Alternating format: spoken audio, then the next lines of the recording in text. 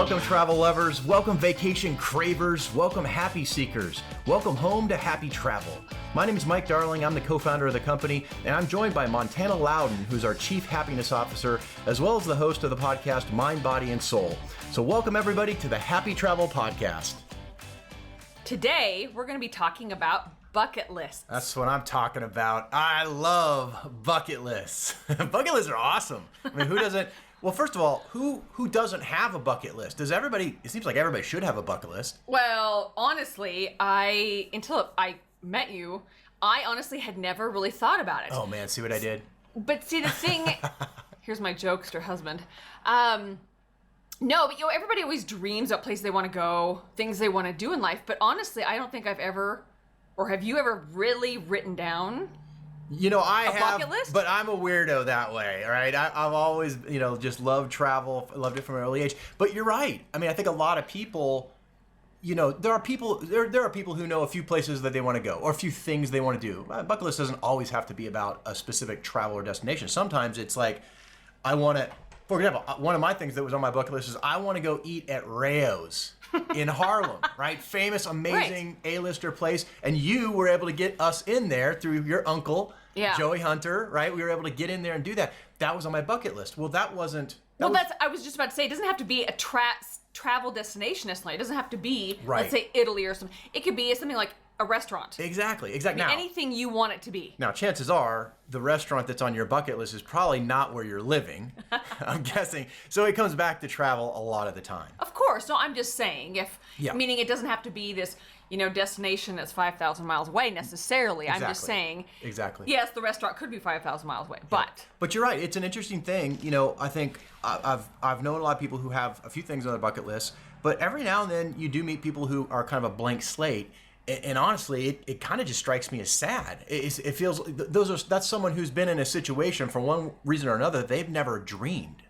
Right, exactly. Right? But isn't it interesting if you've met somebody that has never thought about that, and then when you mention that to them, all of a sudden you see their eyes and they start kind of thinking through, like, oh my gosh, now wait a second, I've not thought about that. Right. Let me think about this now. And of course, a lot of the time it comes down to money and things like that, where they just never would allow themselves. They would never give themselves permission to dream about where they could go, or where they'd want to go, because they just never thought that they'd be able to do it. See, and that's the sad part. Right. Of course, that's where HappiTravel comes in. When you're paying 40, 50, 60, 80% off of retail. This allows you it's kind of to have a bucket list and dream. Yeah, anybody can go. But you're right. Even people who know a few places, I guess I am kind of the weirdo in that sense that I have written down a bucket list, like a lot of places I want to go, a lot of things I want to do.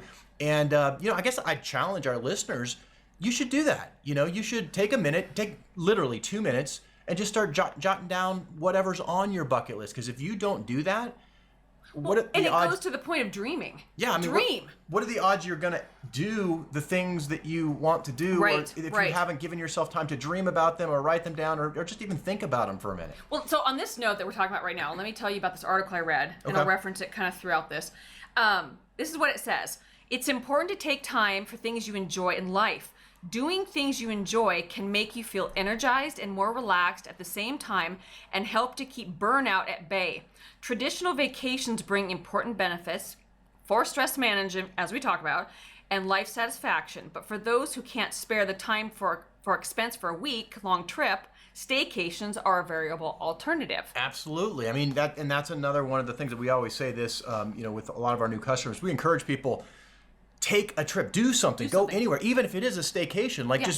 The prices are so great. Book something in your own city if you really tight can't afford anything else. Because if you're saving this much, just take a weekend with your spouse or maybe with a friend or whatever your situation is, and just go stay at a hotel that maybe you would normally not have ever done right there in your city, but you can kind of step it up a notch because you can afford to do it, and just watch your whole. Certainly your weekend change, but I mean, in a sense, it like rewires your mind. It does. But I think it then will enhance the creativity and thought processes of dreaming again, thinking about where do I want to go next? What do I want to be doing in this lifetime? What do I want to see? Yeah, because life's not waiting around for anybody, right? This is true. Literally, as you're listening to this, you are aging. right now. You are getting older. Speak for yourself. Okay, well, I'm aging. I'm telling you, I'm aging. But it is. It's like you can hear those footsteps, right? Mm-hmm. And so we just got back from Bora Bora, right? Yes. Our last Yes. episode, that was definitely a bucket list, and that's sure. why, of course, we decided to be a apropos topic for this week. So let me ask you real quick. Yeah. What made this a bucket list? Because people say, I reference this multiple times to people. When I say, oh my God, they go, where did you go? I went Bora Bora, and it was definitely a bucket list. And they kind of look at me. So what does that mean to you? Yeah. A bucket list trip. Yeah, well, I guess it means something different to each person, right? Nobody's right or wrong. It's whatever is on your bucket list. Well, that's what's on your bucket list. For me personally, I've been to lots of tropical destinations and places like that. This one is kind of next level, but specifically the thing that really had gotten my attention about Bora Bora were those overwater bungalows. It was, I could live in those things. I know. Well, we did. Yeah, but for a long time. I know. It really, and if you didn't catch that episode, really encourage you to go listen to that. If you listen to it on YouTube, you can actually see a little bit of visual, or check out our Facebook Live where we went through and literally did a walkthrough of the most unbelievable overwater bungalow. Just absolutely nuts. We're at the Le Bora Bora Resorts by Pearl. Just a spectacular property. I mean, we could talk about that for an hour. We're not going to, but yeah, to answer your question, there are surprisingly few places in the world that have overwater bungalows. Right. I mean, in the type and of the locations where you'd want, with the kind of the blue water and the white sand and the whole thing, just how you'd imagine it, just perfect. There's probably you can count on one or two hands the number of destinations, not properties, but destinations that have that sort of thing. And so I had not done that. You had not done that. We wanted to do that for a long time. We'll do it again, probably in other locations. It really is spectacular. But again, not to have the little devil come back into this. They're expensive, right? It's expensive. And so again, that's where being able to book wholesale can make a huge difference. Whether you're looking at French Polynesia like we were, or Maldives has some unbelievable deals on the platform all the time. Sure. Sometimes I think a week or so ago it was like 86% off one of them. I mean, it's unbelievable. So, but yeah, to answer your question, in this case, that was what was particularly unique because I have a lot of other bucket list things in the South Pacific, but a lot of South Pacific islands are going to look like other South Pacific islands, and so you have other reasons for why you'd want to go here versus here versus here, and that's just kind of personal, I guess, to each person. But it's an interesting question, especially if you've never asked it of yourself. Right. Like, what's on your bucket list? I don't know. Well, who else is going to figure it out but you? Well, that's just it. And that's taking that time. And back to the article, this is kind of interesting. It says, fitting more hobbies and fun into your lifestyle can bring a significant payoff as well. One fun and effective strategy for ensuring that you take the time you need, more fun things in your life, right? So this is what we're talking about, the bucket list.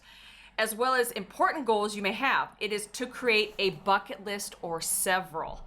The idea behind a bucket list is, as they state in the movie, remember that movie, The Bucket List? Love that movie. Okay, every time you say bucket list, Hilarious. I think about that movie. You have to go see that movie. Morgan Freeman and Jack Nicholson. Yep. Oh my gosh. Honestly, go watch that movie. It'll give you, your creative juices will flow, and it's so funny. It's hilarious, that movie. But they reference this, the same title, to create a little things you hope to do before you kick the bucket. Haha, right? But you can also use the idea for any deadline. Say a list of things you wish to do before you enter your next decade of life, or before the summer ends. Creating a bucket list can benefit you in several ways. Yeah, and I think that what you just hit on, that's so important, because if you don't put some sort of time constraints or structure, let's say, around these ideas that you have, then they're just ideas, right? You've got to put together a plan. Right. And so before you can put together a plan, what I'd say, it kind of goes in order, right? Step one, you got to write down a bucket list. And you need to write it down because when you start thinking about it, it's more than you're going to be able to keep in your head. There's probably more places than you'll be able to go in your lifetime, but you want to write them down. Then number two, you got to prioritize them. Right. Because how do you know which is the top thing? And we struggle with this all the time, right? Where are we going to go next? Right. But then number 3 is create that plan. How am I going to do? When am I going to do this? And like you said, maybe some of these things are like, the staycation. Well, we're going to do that before the end of the month or the end of the summer. Great. Right. Or maybe it's a big one. We want to go see the pyramids of Giza or whatever it is. Exactly. And so you have to say, okay, when am I going to do that by? And for most people, that's out of sight, out of touch. But again, coming back, and this episode feels like a little bit more like a pitch for the platform, but I can't help it because coming back to being able to save that much money, all of a sudden, that type of trip is something that anyone listening to us could do, let's say, next year.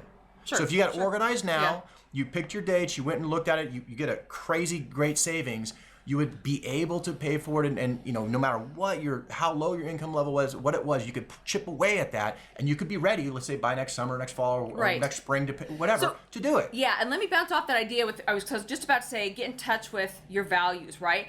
So when you make a list of all these things, it's almost a springboard to becoming more aware of what's important to you, right? That's another concept of this, right? So when you start thinking about what you really want to do, you can find perspective on how you are currently spending your time and on what you really want to be doing with this. So that brings up a great point because, what are a few things on your bucket list? Just what are some places that you would want to go? So this was definitely a bucket list, right? Now, Antarctica, you've been to Antarctica. Yes. That to me is special because of the penguins, the creatures. It's unbelievable. The middle of nowhere Yep. is very appealing to me. So again, it's personal to each person. Like you, I have traveled a lot and been spectacular places. Like we went to Norway, I've been to Australia, I've been to Italy. Greece. I've never been to Greece. Yep. Greece is, very attractive place to me. I'd love to go enjoy that. Again, Italy. You've not been to Italy, but more places in Italy to go do that together. Yep. So there's a few of mine. So I guess as far as couples go, obviously, I mean, we're going to lie on everything because I love to go everywhere. But, one of the things, like when we first met, you and I, one of the differences with us as far as our kind of tastes and likes is I love the tropical. I love those things. Not that you don't, right? But you are a little more like predisposed towards like the European and the cities still and all am. that. Yeah. And again, not that I'm not, right? But point is because of that, how we did, but what's your advice to other people? How do you navigate those waters as far as figuring out priorities versus where he wants to go versus where she wants to go? How do you do all of that? I think it's a balance. It's like we just we went to Bora Bora, which I thoroughly enjoyed. I think I didn't have to push you too hard. No, and I think when I think back to that, I mean, there were so many things we did that were wonderful, but it was peace. It was That's what comes to mind immediately when I think of Bora Bora. It's a different kind of trip from like a go. So I think for example, in making a list, for example, I think everybody has to assess whether it be where you are this month, this year, or where you're at, because emotionally, physically, what do you have to work with? So for example, when I think, Bora Bora for me, pure relaxation and peace. And we needed that, right? Because life has been so hectic. So in thinking, okay, how do you find that balance of where to go next? I would love to do a European trip because we haven't done that. Right. And maybe that's the trade-off, right? Is that so for those of you who have spouses or friends or whoever it is that have different tastes but you still want to travel together, maybe that's part of the idea of creating the list and creating the priority, and then somebody is going to give and take type of thing, and maybe you do two things over the course of a year or two, right? And then that way it's kind of you're somebody's preference first, and then the other person, just kind of a back and forth. Yeah. Again, here's my pitch, right? If you're paying wholesale, then you can afford to do more. You can go anywhere you want more than you think you can do. Right. So I think it's a matter of just kind of sitting down with whomever you're wanting to travel with. Where are you guys at? What's your time element? What brings you joy? What do you enjoy? So we love food. That's a big thing for us. So Europe, wine, cheese, they got a lot of these things are appealing. Right. And just atmosphere. Animals are always a big draw for me. So it's just kind of getting together, but that's where it gets your creative juices flowing. Literally sitting here as we talk, my juices are like, my wheels are turning, thinking, oh my gosh, wait, in Africa, there's another one. Well, when we start throwing out names, Here we're we go. gonna have the whole world on there. Because I want to stay the night in that hotel with the giraffes. Oh, isn't that cool? That's that Nairobi bed and That's breakfast. definitely where we're staying. Guys, if you haven't seen that, Google it, go search around. That's a cool looking place. Spendy though, so you're gonna want to pay wholesale. Sorry to keep pitching, but I can't help myself. But it's all about enjoying life. Yeah. Right? I mean, this is where we're at. So, well, dream. I guess the moral of the story, here in this case, is that, it's if you haven't thought about it, you need to. Life is short. Things happen. Circumstances change. Doors close. Things can happen outside of your control.